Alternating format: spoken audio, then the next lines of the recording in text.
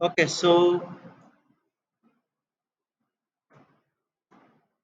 yesterday we started with the design of cylinder liners.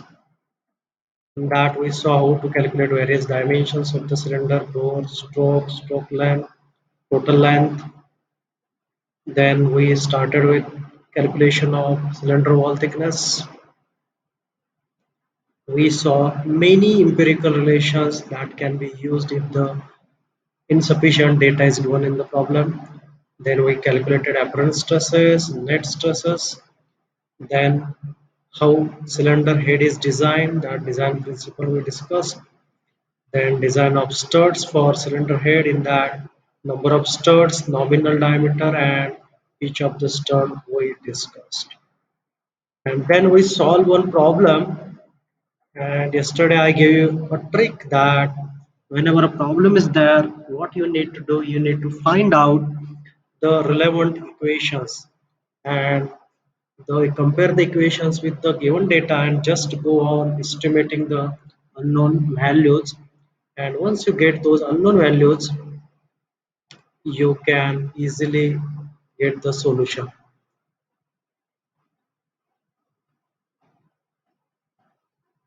Okay, so today we will take another problem, and in that we will try to cover a design of most of the units that we discussed yesterday's and day before yesterday's class, so that in a single problem you will come to know how different components are designed by using design principles. So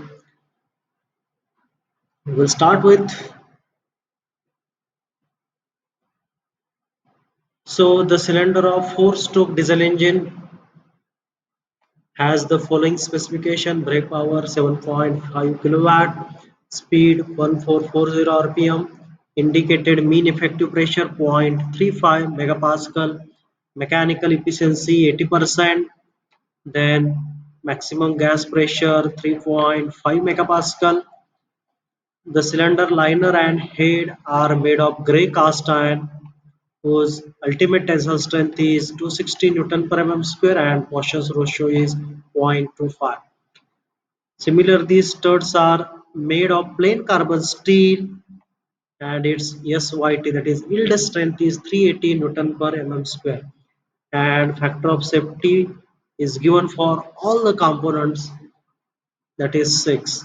And you need to calculate bore and length of the cylinder liner, thickness of the liner, thickness of the cylinder head, size, number, and pitch of the stud.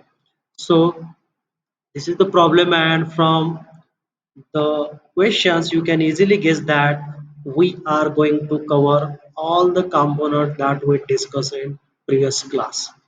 So first step, always, as I told you, read the problem very carefully and write down all the given data.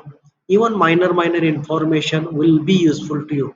For example, the cylinder of four stroke diesel engine. So this is also important, right? Because we need this information while calculating number of strokes per minute.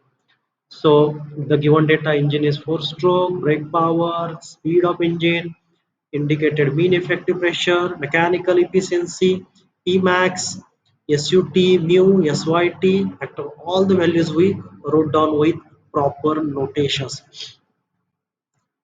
And whenever required, you need to convert the value in appropriate units, so that during calculation you will not do any kind of mistake and you will get the right answer. So make sure that whenever you write all the given data, check its unit and try to convert that unit into appropriate format.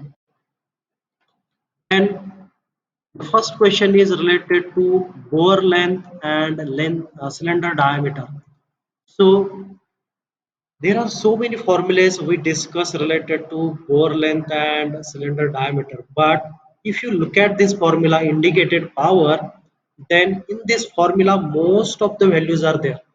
So what we need to do, we need to find out the unknown value from the given, or try to put all the known values in this equation. So first is indicated power, and indicated power can be calculated by brake power, which is given in the problem, divided by mechanical efficiency. So you got the answer for indicated power 9375 watt.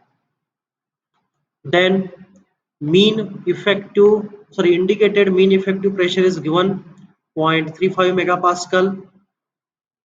Length of the, that is stroke length, is not given in the problem, but we generally assume that the length of the stroke is 1.5 times the cylinder diameter. So we can replace this stroke length by 1.5 d, and as we are interested in meter units, so the length of stroke is 1.5 d upon 1000 meter. Then cross sectional area is also not given in the problem. So just like stroke length, you can express the cross sectional area of the cylinder. A is equal to pi d square upon 4. So you can replace A by this particular value. Then the four stroke engine is there, so you can easily calculate the value of N. So here you can see N is equal to speed of engine, which is given, uh, divided by 2. So the answer is 700 strokes per minute. So wait 2 minutes, just check who are attending and I will admit him. Okay, so again we will come back to our problem. So we estimated most of the values and then put all these calculated values in the equation of indicated power, and you can see this is the equation and in which we put the value, and when you put all the values you will get the bore diameter. So the answer is 124.9 mm, and you cannot keep that value as it is. For that you need to check in the design data book which is the closest next value, standard value for diameter of the cylinder or bore. So the next standard value is 125 mm. So this value you need to take, and for that you need to refer design data, PSG design data book or any other standard that is available with you, or even in the textbooks and reference book some of the standard values are given, so you can also refer those values. Then we assume that the stroke length is 1.5 times the diameter of cylinder, so you put the values and get the answer 187.5 mm. And once you get the length of the stroke and diameter, you can easily calculate the total length of the cylinder, because we assume that the length of the cylinder is has 15% more value, that is assuming the clearance on both sides, above the upper dead center and below the bottom dead center, the volume or that clearance is 15%. So capital EL, that is length of the cylinder, is 1.15 times EL, and you are getting the answer 215.63. So next value is 216 millimeter. So this is how you can calculate bore length and cylinder diameter. And important trick is here that find out the most important equation or the equation in which most of the values related to the design are there. Then one by one try to find out each value and put in this equation, and you will get the required values. So this is the design procedure for this. Then next one is thickness of cylinder liner. So again it has a different design. formulas. So here again we will use the same design strategy. So what we will do, we will find out the main equation, and in the design of cylinder liner, this is the important formula. T is equal to, where T is thickness of cylinder liner, is equal to maximum gas pressure, bore diameter, divided by 2 circumference permissible circumferential stress plus reboring allowance C. So we will try to find out values one by one. So first, the maximum gas pressure is already given in the problem. Then diameter, we just estimated diameter, so we have diameter. Then sigma C, that is permissible circumferential or tensile stress is given by sigma T is equal to sigma C is equal to SUT upon factor of safety. And the material for cylinder liner is given, and that material is brittle material, so we use it SUT value which is given in the problem 260 divided by factor of safety. So the sigma T or sigma C is equal to 43.33 Newton per mm square. So you have sigma C value.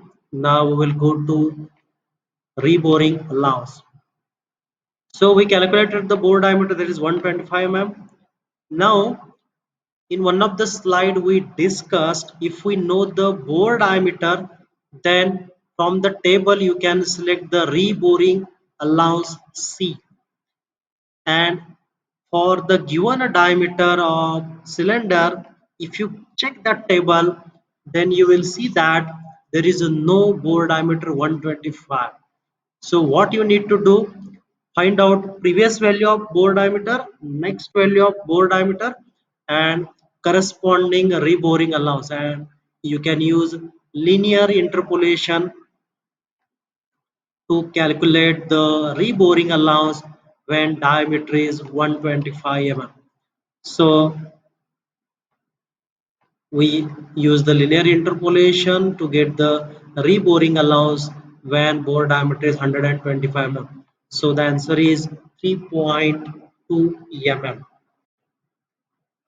Then now we have all the values of that equation, and you can put into that equation and you can calculate the thickness of the cylinder liner. So write down the formula, put all the values, and the answer is 8.25 mm, and we take 10 mm. So you may ask a question, why didn't we take 9 mm? So generally the thickness is generally taken as even value. So we take next even value 10 mm. There is no hard and fast rule, but it is preferable, and you might have already studied in pressure vessel design how to take the standard thickness for the cylinder. So you can also refer that, uh, as we are studying only the design principles, and you can pick the standard value. Then you need to find out the apparent stress and net stresses. So to calculate the circumferential stress, we have formula sigma C is equal to P max into D upon 2T. So put all the values, you will get sigma C is equal to 21.88 Newton per mm square. And please verify whether this value is less than the permissible tensile strength. Here you can see sigma T or sigma C equal to. So if this condition satisfies, then there is no issue. Otherwise, you need to modify your design. Then longitudinal stress, for estimating longitudinal stress, you also need the outer diameter of the cylinder as well. So it is calculated as bore diameter plus 2 times thickness. Put the values, and the D naught, that is outer diameter, is 145 millimeter. And this is the formula to estimate longitudinal stress, and we know all the values from the given equation. put these values and check the answer. So it's 10.13.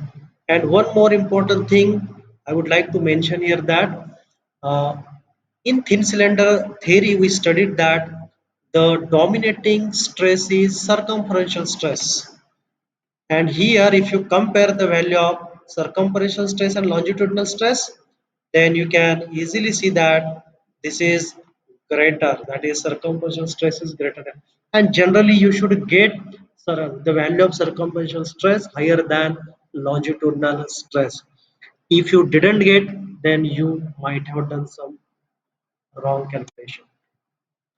Then once you have apparent circumferential stress and longitudinal stress, then you can calculate net stresses. So net circumferential stress is equal to apparent circumferential stress minus Motion's ratio into apparent longitudinal stress.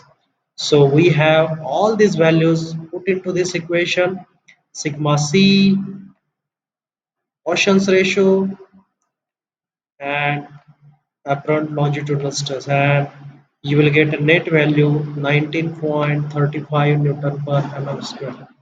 And one thing you can also verify that this net circumferential stress is less than apparent circumferential stress that we discussed in our theory.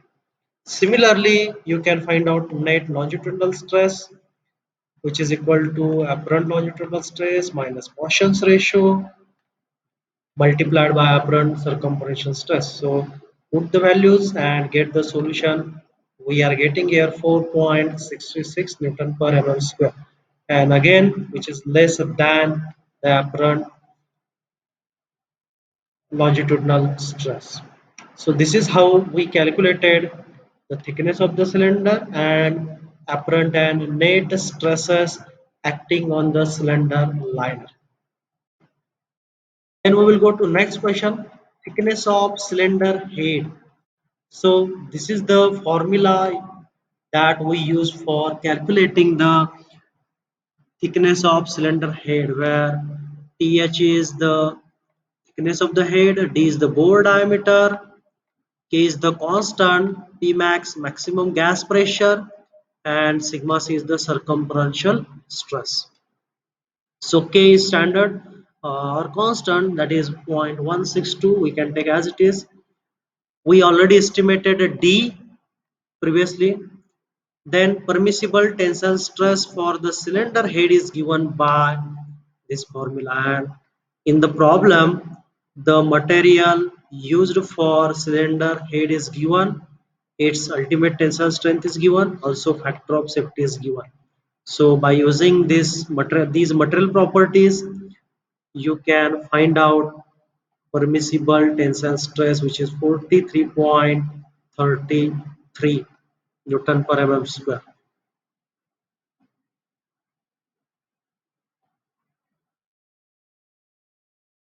Okay, I will just check whether I am online or not. Yes, I'm still online.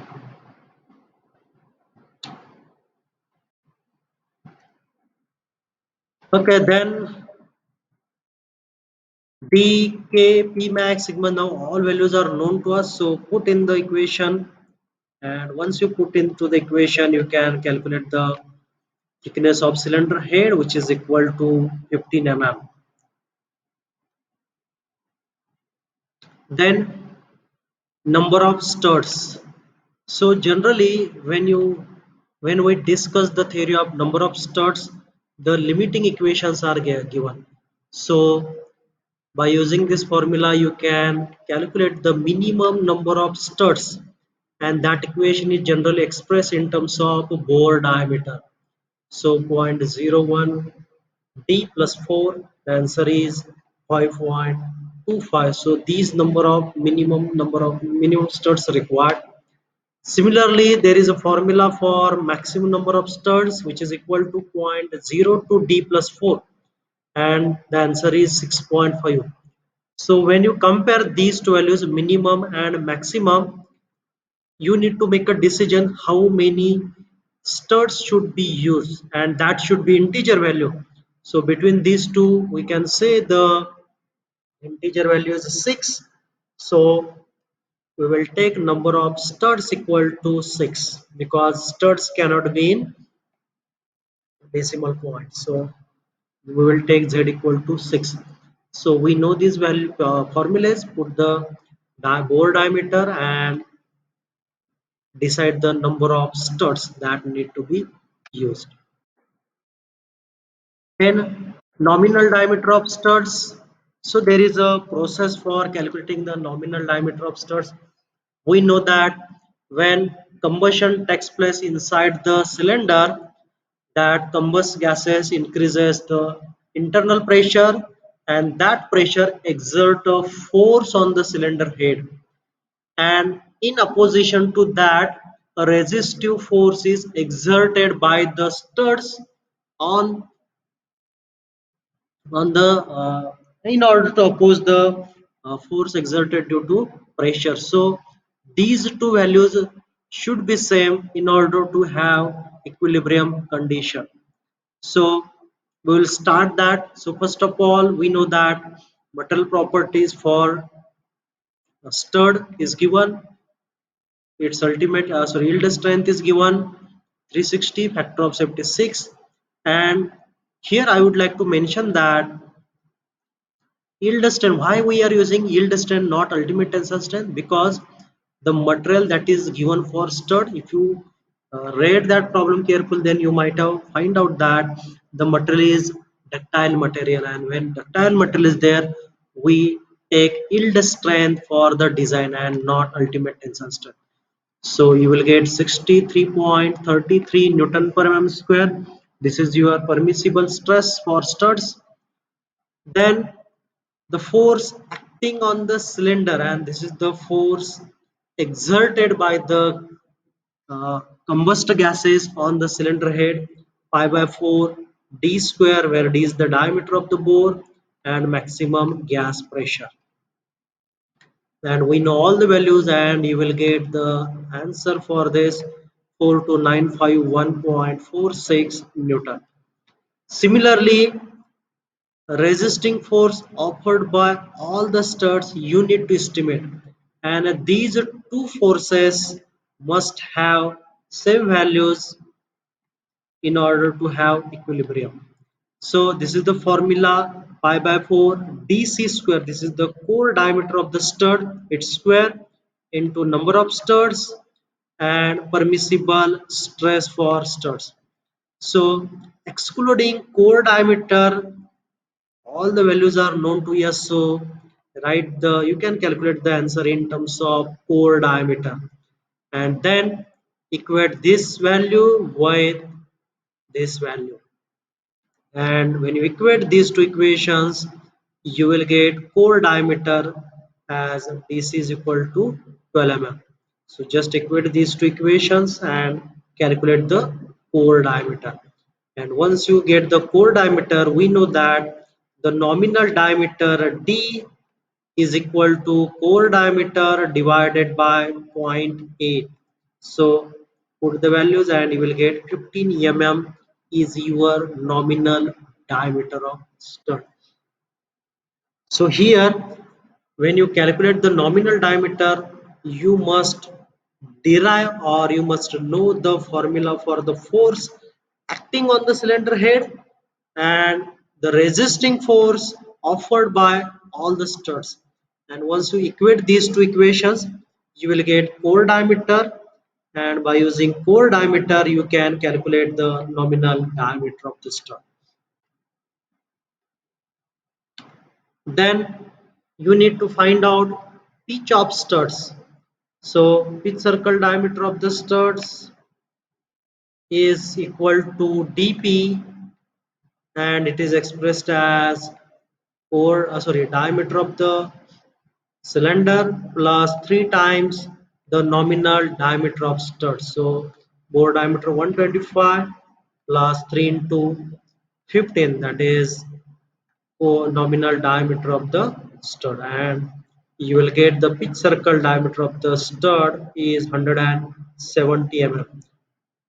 Now here we need to make sure that this is the correct answer, and for that We need to find out pitch of the studs by using formula pi dp upon z, where dp you just estimated 170 and number of studs z which is 6, so pitch is 89.01. And now we will verify whether the pitch of the stud is correct or not, and for that we need to find out the upper and lower limit for the pitch for the given problem. So minimum pitch is given by 19 into square root of small d, where d is nominal diameter of the stud, which is equal to 19 into square root of 15, and answer is 73.59. And if you compare this value with the estimated pitch of the stud, so you can say it satisfied the lower limit. Then we will estimate the upper limit. The maximum pitch is equal to 28.5 into square root of d, nominal diameter of stud, so which is equal to 28.5 square root of 15. The answer is 110.38 mm. Again you need to compare this value with the estimated value, and here you can check the estimated pitch of the stud is less than the maximum value of the pitch, so it satisfies the criteria that the estimated pitch of the stud lies between the upper and lower limit. So we can say that the pitch of stud is the estimated value is satisfactory, and we can take that value and assign for design preparation, design drawing preparation. So this is the end of today's session. If you have any question related to the numerical, you are free to ask. So we will stop here.